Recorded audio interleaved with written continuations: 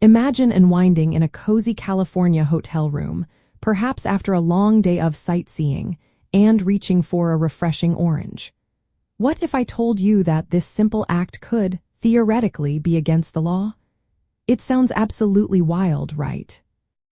Well, the short answer is no. There is not currently a widely enforced or legitimate law in California making it illegal to peel an orange in a hotel room.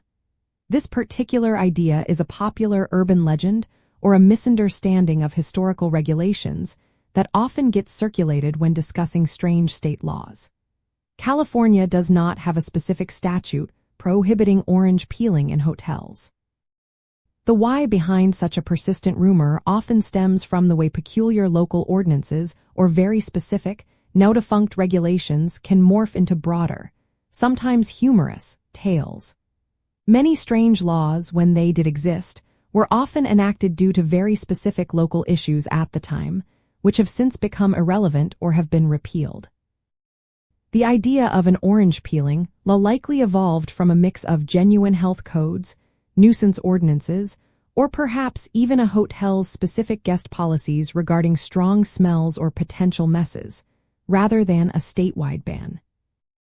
To understand these kinds of quirky legal stories, it is always helpful to look for concrete legal text.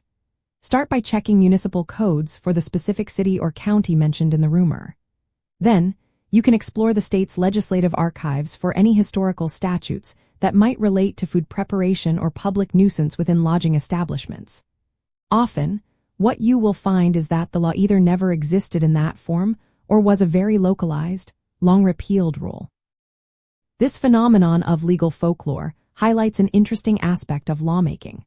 Often, what starts as a very narrow, purpose-driven regulation can become distorted or exaggerated over time, especially as society's norms and concerns shift.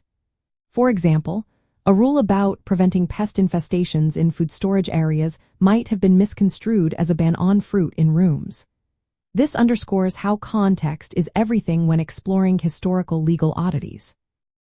So, while you are unlikely to face any legal repercussions for enjoying a fresh orange in your California hotel room today, understanding the origins of these stories helps us appreciate how laws reflected their times.